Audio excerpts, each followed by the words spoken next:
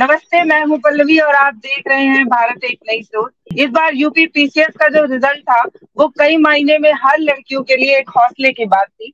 अभी हमारे फ्रेम में जो है आकांक्षा नजर आ रही है। अभी मैं लखनऊ से वापस गोरखपुर लौट रही हूँ, प्रतीक्षा जी से मिल के लौट रही हूँ और तमाम महिलाओं और लड़कियों से मिल के लौट रही हूँ जो इस परीक्षा में सर्वोच्च सर्वेश्ठ मैं ये कह दूं कि टॉप पर रही हैं। लड़कियां 10 में से 8 लड़कियां जो है वो अपना परचम लहरा रही हैं भारत में।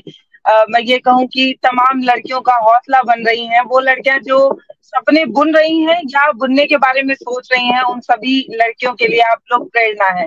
तो आकांक्षा, कैसी हैं आप? बहुत स्वागत है आपका। मैम, बहुत ही अच्छा लगा मुझे। आपने इतना अच्छा इंट्रोडक्शन दिया। अच्छा, मैं आकांक्षा आपसे समझना चाहती हूँ। पहले आप उत्तराखंड की हैं और जी मैम। दो चार चीजें मुझे जो आपके बारे में पता चली वो सुनकर और हैरानी हो रही थी कि आपने सेल्फ स्टडी से ये मुकाम हासिल किया है, चौथी रैंक पर आप पहुंची हैं। तो जैसे एक सवाल ये बनता है, क्योंकि हम देख रहे हैं कि जो पढ़ाई का जो आजकल का जो ट्रेंड बन गया है वो कोचिंग पे बच्चे ज्यादा निर्भर हो रहे हैं। कोचिंग जो है वो मार्केट का एक अ, ऐसा मैं ऐसे बोलूं कि बाजारवाद बढ़ गया है, मार्केटिंग बहुत ज्यादा बढ़ गई है, होर्डिंग बहुत सारी लगने लगी है कि अगर आप इस कोचिंग से पढ़ेंगे तो आप टॉप पर आएंगे, अगर आप इस कोचिंग से पढ़ेंगे तो आपकी रैंकिंग अच्छी बनेगी। तो लेकिन आकांक्षा ने इन सभी चीजों को साइड में रखकर ये बताया कि सेल्फ स्टडी से भी बच्चे बहुत अच्छा मुकाम हासिल कर सकते हैं, जैसा आपने किया है। तो पहले मैं ये समझना चाहूंगी कि क्या आपको डर नहीं लगा कभी कि अगर मैं सेल्फ स्टडी या अपने आप से जो नोट्स बनाऊंगी उसमें अगर कोई गाइडेंस ना मिले तो ऐसा ऐसा ना हो कि मैं ये मुकाम हासिल ना कर पाऊं, मैं पेपर ना निकाल पाऊं, क्योंकि डराया भी तो जाता है ऐसे एड्स दिखा दिखा कर। तो कैसे जी लड़ी बिल्कुल। आप इस चीज पर? जी बिल्कुल मैम। मैंने 2017 में कोचिंग स्टार्ट करी थी। और मुझे ऐसा था कि कोचिंग, क्योंकि मैं देहरादून, मतलब 2017 से मैंने पढ़ाई स्टार्ट करी थी, और क्योंकि मैंने देहरादून में ही रह करके पढ़ाई करी, तो ऐसा बिल्कुल हो रहा था कि हाय, मेरे साथ वाले बच्चे कोचिंग कर रहे हैं, मुझे यहाँ सेल्फ स्टडी करना है। और क्योंकि मैं इंजीनियर हूँ, मेरा बैकग्राउंड इंजीनियरिंग है, तो कोई ऐसा बताने वाला भी नहीं था, तो बिल्कुल ये डर बहुत था। और होर्डिंग्स वगैरह देख के और भी ज्यादा डर था कि क्योंकि ये इतना कॉम्पिटिटिव एग्जाम है, कहीं एक भी नंबर से, हम एक एक नंबर से हम रह जाते हैं, तो कहीं उन्होंने ऐसा कुछ बता दिया जो मुझे पता नहीं चला, तो मैं तो रह जाऊंगी। लेकिन फिर मैम, मेरे अंदर एक ये निश्चय था कि हम अपने आप को सबसे ज्यादा जानते हैं। हमें हम अपने अपने बारे में सबसे ज्यादा जानते हैं। मैं पढ़ रही थी, तो बिल्कुल बहुत बार ऐसा हुआ कि मुझे ऐसा लगा कि नहीं, मुझे क्लासरूम कोर्स ज्वाइन करना चाहिए। इनफैक्ट मेरा निकला नहीं 3-4 साल से, तो मुझे बहुत रिलेटिव्स ने भी कहा कि बेटा, आप टाइम वेस्ट कर रहे हो ऐसे, आपको दिल्ली जाइए, मुखर्जी नगर जाइए, राजेंद्र नगर जाइए, वहां रहिए, बच्चे वहां करते हैं और पढ़ते हैं। लेकिन नहीं मैम, मुझे लगता है ये भगवान की दी हुई मुझे एक शक्ति थी, जिसने मेरे को अपने ऊपर सेल्फ कॉन्फिडेंस बनाए रखती रही मैं। और आज नतीजा आपके सामने है। ये मैं तो एक क्या बिल्कुल कहना चाहूंगी ये मैं बिल्कुल कहना चाहूंगी कि मैंने क्लासरूम कोर्स किसी भी कोचिंग का ज्वाइन नहीं किया। मैंने डिफरेंट डिफरेंट कोचिंग इंस्टीट्यूट से, जहां जहां मुझे हेल्प नीड थी, जैसे प्रीलिम से पहले टेस्ट सीरीज अगर मुझे लगानी थी, तो मैंने वो मार्केट से उठा के जरूर उनके टेस्ट लगाए। या मॉक इंटरव्यू इंटरव्यू से पहले मैंने मॉक इंटरव्यूज दिए। और मेन से पहले मैंने प्रॉपर 3 घंटे में घर पे बैठ के उनके टेस्ट जरूर दिए हैं। और पर्सनल गाइडेंस भी ली है मैंने टीचर से फोन करके कितनी बार। लेकिन मैंने किसी का भी ऐसे क्लासरूम कोर्स ज्वाइन नहीं किया। और थैंकफुली मेरा भगवान की कृपा से सिलेक्शन हो गया। मैं दिल्ली सिर्फ 2 दिन गई हूँ, एक बार 2021 के इंटरव्यू में, क्योंकि मैंने 2021 में भी यूपीपीसीएस का इंटरव्यू दिया था, वहां मतलब मॉक 2 नंबर इंटरव्यूज से दे। रुक गया था शायद, कुछ कुछ ऐसा मैंने नहीं नहीं सुना कि मैम, 1-2 नंबर से आपका। वो यूपीएससी का था। वो यूपीएससी अच्छा का अच्छा। इंटरव्यू कॉल था। हम्म। तो 2 नंबर से रुक गए थे आप? जी जी बिल्कुल। यूपीएससी का इंटरव्यू कॉल 2 नंबर से रह गया था मेरा। मैं अभी तक, मैं ये एस्पिरेंट्स को बिल्कुल क्लियर करना चाहती हूँ कि मैं अभी तक राजेंद्र नगर नहीं गई हूँ। मुखर्जी नगर भी मैं सिर्फ 2 बार गई हूँ, एक एक दिन के लिए। तो ऐसा कहीं भी जरूरी नहीं है कि आपने वहीं पे रह करके पढ़ाई करनी। मेरे पास दो सवाल हैं। पहला ये क्या कि परिवार की स्थिति बहुत खराब थी इसलिए आपने कोचिंग नहीं ज्वाइन किया, क्योंकि ये एक मैं देखती हूँ कि जो बच्चे कोचिंग नहीं ज्वाइन कर पाते हैं, वो उनका ये एक मसला होता है कि परिवार के पास उतना आर्थिक सपोर्ट नहीं है, हमारी फाइनेंशियल कंडीशन उतनी अच्छी नहीं है, इसलिए मैं कोचिंग नहीं ज्वाइन कर पा रहा हूँ, इसलिए मेरा नहीं निकल पा रहा है। तो मैं आकांक्षा से जानना चाहती हूँ, क्या फैमिली बैकग्राउंड उतना सपोर्टिव नहीं था, पैसे का प्रॉब्लम था इसलिए नहीं ज्वाइन किया, या सिर्फ एक माइंड सेटअप था कि नहीं मुझे सेल्फ स्टडी से निकालना है? नहीं नहीं मैम, दोनों में से ऐसा कुछ भी नहीं था। मैं फाइनेंशियली कोई प्रॉब्लम नहीं थी ऐसे कोचिंग के लिए। और हम्म। कोई ऐसी दिक्कत नहीं थी फाइनेंशियली, और फैमिली का भी पूरा सपोर्ट था। वो जहाँ मतलब उनका कभी मना नहीं हुआ कि जाके नहीं रहो, ना पैसे से ना किताब से ना किसी सपोर्ट से। और ना ही हम्म। मेरे अंदर ऐसा भी था कि मैं ये निकाल के दिखाऊंगी सेल्फ स्टडी से, किसी को मुझे दिखाना था। मुझे बस खुद पे हम्म। ये यकीन था कि क्योंकि मैं खुद को अच्छे से जानती हूँ, और मैं खुद जब मैं टेस्ट वगैरह देती थी तो मैं खुद कोचिंग वाले बच्चों के साथ compete करती थी, और मतलब रैंक मेरी उसमें टेस्ट में भी अच्छी आती थी। तो फिर मुझे था ठीक है, हो जाएगा सेल्फ स्टडी से। और ये तो हो गया है।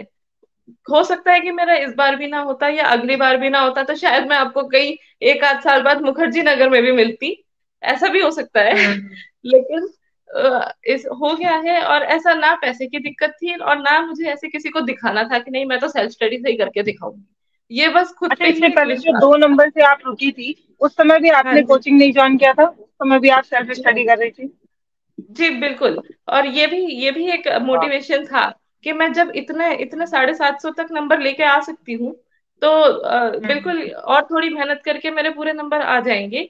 और इसलिए मुझे ऐसा कभी नहीं लगा कि मैं कोचिंग की वजह से छूट रही हूँ। और दूसरा ये था कि हम्म। मुझे कभी ऐसा शेड्यूल में जैसे 8 घंटा 10 घंटा जैसे कहते हैं पढ़ाई करनी है, मुझे ऐसा कभी कंफर्टेबल नहीं लगा। मैं अपने मन के हिसाब से हम्म। पढ़ती थी। रोज जरूर पढ़ती थी, कभी हम्म। मैंने कोई भी 5 6 साल के लिए ऐसा नहीं हुआ कि मैंने एक भी दिन का छुट्टी लिया है। लेकिन मैं रोज पढ़ती थी, लेकिन अपने मन के हिसाब से पढ़ती थी। जब मेरा मन करता था मैं पढ़ती थी, जब नहीं करता था नहीं पढ़ती थी। तो इस वजह से भी हम्म। मेरा कोचिंग इंस्टीट्यूट्स के जहाँ पे फिक्स्ड टाइम स्लॉट्स होते हैं, उनके साथ मुझे ऐसा लग रहा था मैं कोप अप नहीं कर पाऊंगी, मुझे मेंटल स्ट्रेस हो जाएगा। पता है, आप मैं जब आपकी कहानी पढ़ रही थी, जब मैंने कई जगहों कई आर्टिकल्स वगैरह में आपको पढ़ा, तो मुझे लगा कि आपने एक सोच को टक्कर दी है। क्योंकि मैं देख रही हूँ कि मुझे नहीं पता उत्तराखंड में कैसे बच्चों की पढ़ाई होती है, पर मैं जो हम यूपी बोर्ड के बच्चों को देख रहे हैं, मैं देखती हूँ 10th के बोर्ड आने पर भी हम मैथ साइंस और ऐसे इंग्लिश ऐसे जो सब्जेक्ट्स होते हैं, उनका 10th से ही कोचिंग लेना शुरू कर लेते हैं, ताकि हमें लगता है कि कोचिंग में हमें बैक सपोर्ट मिल जाएगा और हम अच्छे मार्क्स लाएंगे।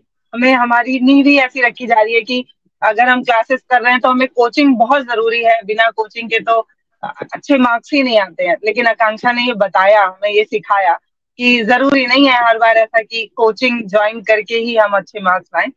आप अपने अगर आपको अपने आप पे भरोसा है, लेकिन ये भरोसा कैसे आया, मैं ये समझना चाहती हूँ। क्या आप बचपन से आप पढ़ाई को लेके बहुत सीरियस रही हैं? नोट्स 8 9 10 से ही बनाना शुरू कर दिया हो आपने, कि आपको पूरा भरोसा है कि मेरी नींव इतनी मजबूत है कि इसके ऊपर कितने भी पिलर का घर खड़ा कर दिया जाए, कितनी भी मंजिल का मकान खड़ा कर दिया जाए, कोई फर्क नहीं पड़ना है? इतना कॉन्फिडेंस कैसे आया आकांक्षा आपके पास? मैम मैं बिल्कुल एक नॉर्मल स्टूडेंट थी, बहुत ही एवरेज स्टूडेंट थी स्कूल में। ऐसे मैं कोई बिल्कुल बहुत ही अच्छी इंटेलिजेंट नहीं थी, बहुत ही एवरेज स्टूडेंट थी ये। और मैंने हम्म। मैंने ट्यूशंस भी लगाई हैं, मतलब 8 9 10 में जैसे बच्चे होम ट्यूशंस लगाते हैं जाके पढ़ते हैं, उसमें भी लगाई है। हम्म। लेकिन मैं घर पे आके सेल्फ स्टडी से ही करती थी, मतलब ट्यूशंस तो है ही एक दो, और उसमें भी मैंने हम्म। कभी इतना नहीं किया कि जैसे 4 ट्यूशन लगा ली 5 ट्यूशन लगा ली। मैं सेल्फ स्टडी से ही करती थी।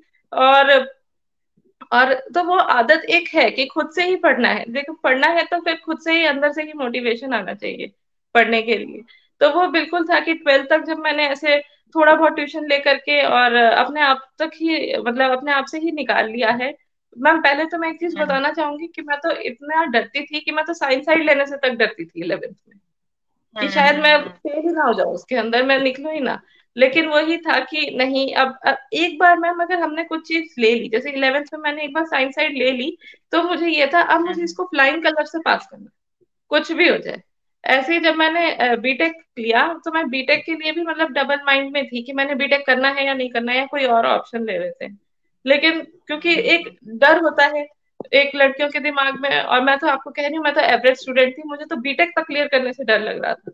तो उसमें भी फिर मैंने खुद से ही पढ़ के क्लियर किया, मेरे उसमें भी 93% आए बीटेक में, 4 साल वाह। में। तो उसके बाद तो फिर ये हम्म। एक आदत धीरे धीरे मैं देख रही हूँ, तो धीरे धीरे ये आदत डेवलप होती गई। और उसके बाद मैंने जब अच्छा, शुरू से 2018 से प्लान था क्या एग्जाम कि देना स्टार्ट किया। शुरू से प्लान था क्या कि ऐसी पेपरों में आना है, भारी भरकम पेपर इसको कह सकते हैं, कि जो एवरेज बच्चे हैं उनको लगता है कि ये तो भैया सबसे कठिन परीक्षा है, इसको पता नहीं कैसे निकालेंगे, तो हाँ शुरू से आपका हाँ प्लान था? हाँ जी, बिल्कुल बिल्कुल। मेरे फादर ने ये एग्जाम दिया था पीसीएस का अपने टाइम पे। वो कुछ फैमिली रिस्पॉन्सिबिलिटीज की वजह से ये एग्जाम कंटिन्यू नहीं कर पाए थे। तो उन्होंने मुझे बचपन हम्म। से ही, मतलब बचपन नहीं कहूंगी मैं, teenage years, late teenage years से उन्होंने मुझे ये सपना देखा देखा मेरे लिए कि शायद ये कर जाए। ऐसा उनको भरोसा था, मुझे तो कहीं से नहीं था। तो ऐसा, अपने लेकिन पे उनको भरोसा। भरोसा था। तो मैं, हम्म। फिर मैंने कहा ठीक है, मैं एक बार ट्राई करती हूँ। और उसी के लिए मैंने computer science as a background भी लिया। जैसे कि मैंने कहा कि मैं डबल माइंड थी, क्योंकि अगर इन इन सर्विसेज में सक्सेस रेट बहुत कम है, हम चाहे जितना मर्जी मेहनत कर ले, कोचिंग कर ले, कुछ भी कर ले, सक्सेस रेट बहुत कम है। तो प्लान बी होना बहुत ज्यादा जरूरी है। तो इसीलिए मैंने बीटेक, ये 22 वर्षा रहा है मेरे साथ, क्योंकि मुझे सिविल सर्विसेज की तैयारी करनी थी, इसलिए मैंने बीटेक कंप्यूटर साइंस लिया था कि इन केस नहीं क्लियर होता तो मैं एक कंप्यूटर साइंस में तो जॉब ली ही लूंगी एज एन आईटी प्रोफेशनल। मतलब क्या बचपन से आपका ये एम था, इतनी भारी भरकम परीक्षा को देकर और एक नाम हासिल करने की? क्योंकि मैं एवरेज स्टूडेंट जो बच्चों को देख रही हूँ ना, वो बस ऐसी परीक्षाओं का नाम सुन के ही घबरा जाते हैं, कि माना जाता है कठिन परीक्षाओं में इनका नाम लिया जाता है। जी जी, बिल्कुल बिल्कुल। दोनों बात आपकी एकदम सत्य है कि बच्चे घबरा जाते हैं इन परीक्षाओं का नाम चुन के, क्योंकि इन्हें बहुत कठिन परीक्षाओं में गिना जाता है। लेकिन मैं ये कहूंगी, घबराने की बिल्कुल जरूरत नहीं है। कोई भी टॉपर है, मैं हूँ या 370 है या कोई भी जो भी है, सब एक ही जैसे होते हैं। और आप देखिए कि 370 बच्चे इसमें तकरीबन निकले हैं। तो इस एक एग्जाम में सक्सेस होने के 370 तरीके हैं, एक तरीका नहीं। हम्म। आप अपना तरीका बनाइए, आप जरूर बात टॉपर्स को सही। सुनिए। और उनके उनके और मैं ये भी जरूर कहना चाहूंगी, आप सारा दिन टॉपर्स टॉक्स में मत बिताइएगा। मैं खुद एक टॉपर होके ये सजेस्ट करूंगी कि इस कि 3 4 5 टॉपर्स को आप देखिए, जिनकी पर्सनैलिटी और जिनका बोलने का तरीका आपको लगता है कि आपके साथ रेजोनेट कर रहा है, और उनकी स्ट्रेटेजी हम्म। आपके काम आएगी। तो आप वो लिखिए, हम्म। आप पेन पेपर लिखिए, उसे लिखिए। इन एग्जाम्स में अगर आपको सक्सेस होना है तो पेन पेपर और लिखने की आदत एक, ये बहुत जरूरी है। लिखिए, हम्म। उनकी स्ट्रेटेजी को एक आध दिन फॉलो करके देखिए। आपका चल रहा है उसके साथ तो ठीक है, नहीं चल रहा है तो आप बिल्कुल बंद करके अपनी नई स्ट्रेटेजी स्टार्ट करें। लेकिन एक आध हफ्ता ऐसा करने के बाद आपको जरूर समझ आ जाएगी कि क्या चीज आपके लिए काम कर रही है। फिर उसे चेंज ना करें, फिर साल 1.5 साल उसको हम्म। जरूर फॉलो करें। आपसे बात करके आकांक्षा मुझे बहुत अच्छा लग रहा है। मतलब मैं ये समझ पा रही हूँ कि जो पिताजी का सपना था, वो आपके बाजुओं में दम था या नहीं था, लेकिन उसको पूरा करने के लिए आपने उस लड़ाई में अपने आप को झोंक दिया, या उस लड़ाई में आप बिना प्रैक्टिस के, बिना तैयारी के सिर्फ पिता के सपने के लिए कूद गई। बाद में आपने बहुत हाँ बेहतर किया, वो नजर आ रहा है, सब पूरे भारत के लोग देख रहे हैं। लेकिन ये जो रिजल्ट निकला है, इसमें जो मतलब 10 में से 8 महिलाओं को टॉप पर देख रहे हैं, इससे आप क्या समझ पा रही हैं? क्या आपको लग रहा है कि लड़कियों ने अब कुछ ज्यादा इस चीज को सीरियस ले लिया है? जैसे पहले एक एक इमेज बनाई गई थी सोसाइटी में कि लड़कियां तो भैया बहुत कमजोर हैं, लड़कियां तो मेहनती, मतलब मेहनती माना जाता है, पर कहते हैं कि थोड़ी कमजोर है, अरे ज्यादा धूप में जाएंगी तो चक्कर आ जाएगा, पापा की परी है, ये स्कूटी नहीं ठीक चला पाती, ऐसा ऐसा शॉर्ट्स में और इन सारी चीजों में एक इमेज बनाई गई थी। तो मतलब ये वाला रिजल्ट जी देख के ऐसा लगा कि नहीं नहीं भैया, हम एक आपने जो इमेज बनाई वो ठीक है, होगा नहीं होगा वो देखने की बात है, पर ये भी एक रिजल्ट देखिए। तो इस रिजल्ट से आपको कैसा लगा? मतलब क्या सोचा आपने, कि आपको लगा कि हमने सोसाइटी में भैया झंडा गाड़ दिया अपना? बिल्कुल बिल्कुल मैम। जो यूपीपीसीएस 2022 के रिजल्ट हैं, ये एक ऐतिहासिक रिजल्ट है, हम्म। क्योंकि टॉप 10 में 80% लड़कियां हैं। ये एक फैक्ट अपने आप में हम्म। ही ये बहुत ज्यादा बयां कर देता है कि अगर आप लड़कियों को मौका देते हैं तो वो कहीं से हम्म। पीछे नहीं है, कहीं से कमजोर नहीं है। और वो बिल्कुल लड़कों के साथ, इनफैक्ट लड़कों से आगे भी बढ़ सकती है। मैं एक चीज और कहना चाहूंगी कि एक ये जो पेट्रियार्की समाज है, इसके दो एस्पेक्ट हैं। हम जनरली एक एस्पेक्ट पे बहुत बात करते हैं कि लड़कियों को दबाया जाता है, उनको काम नहीं करने दिया जाता।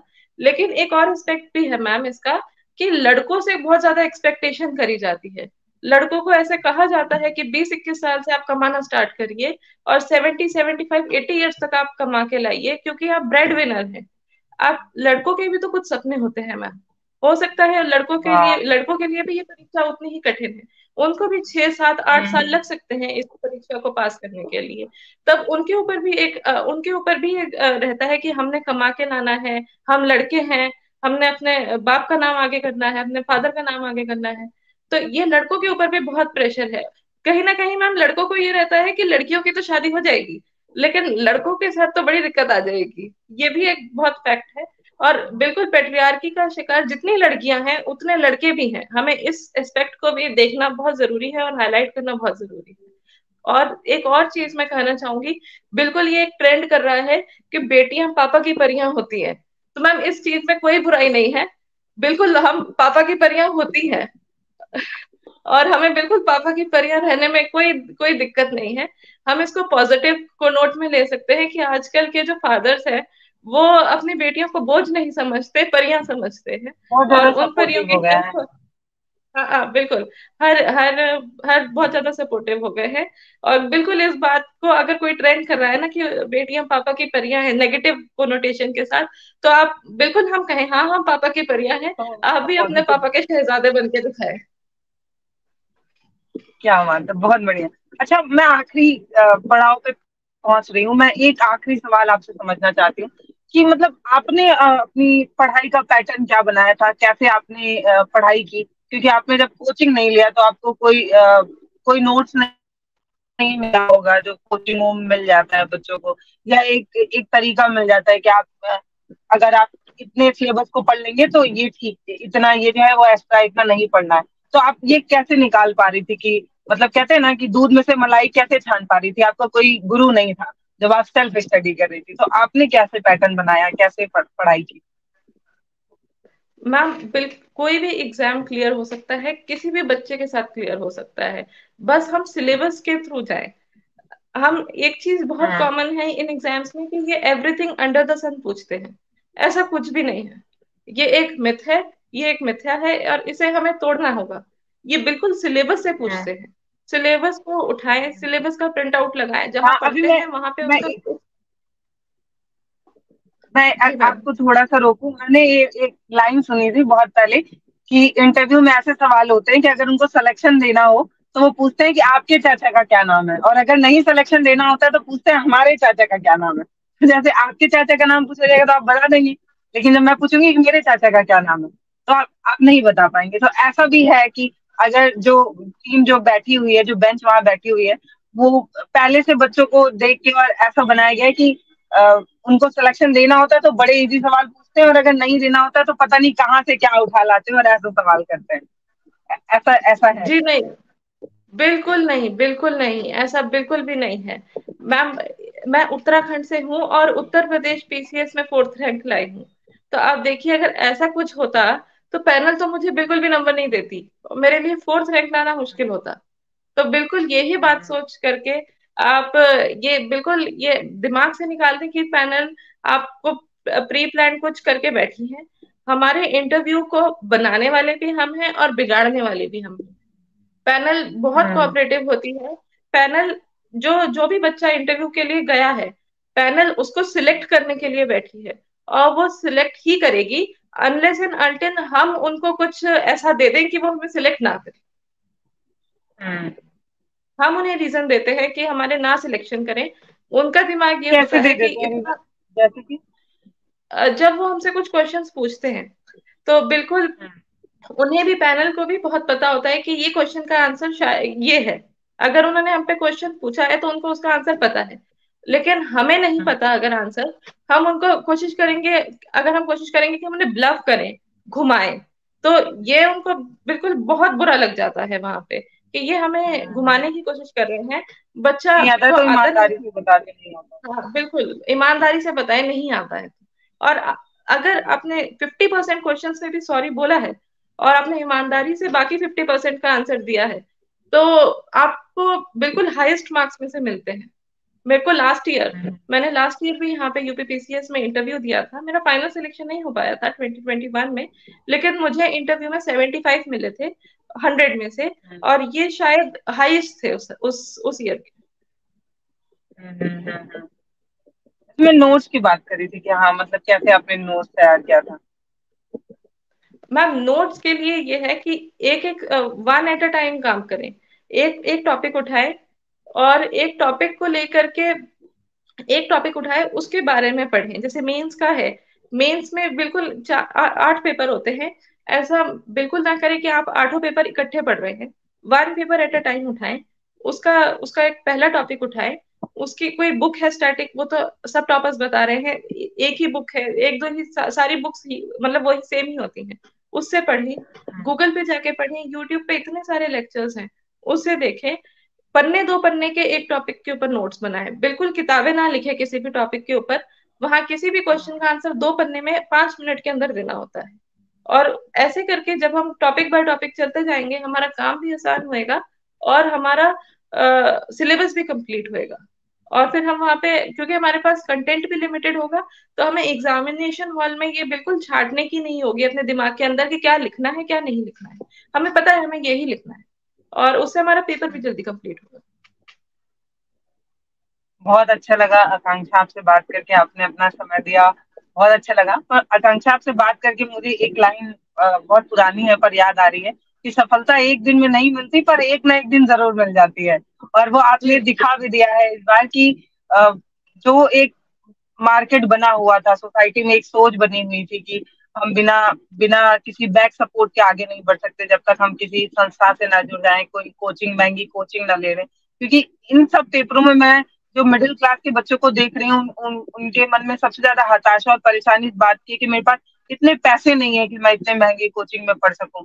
तो आप एक एग्जाम्पल है जिसको हम देख के ये बोल सकते हैं कि ये भी एक लड़की, इनको देखी उन्होंने बिना कोचिंग के 4th रैंक लाई है। तो मुझे लगता है कि ये उन बच्चों के लिए भी हौसला है, ये उन बच्चों के लिए प्रेरणा है। आप बहुत धन्यवाद, हाँ, आपका हमारे साथ थैंक यू जुड़ी, मैम। अपना कीमती समय आपने दिया।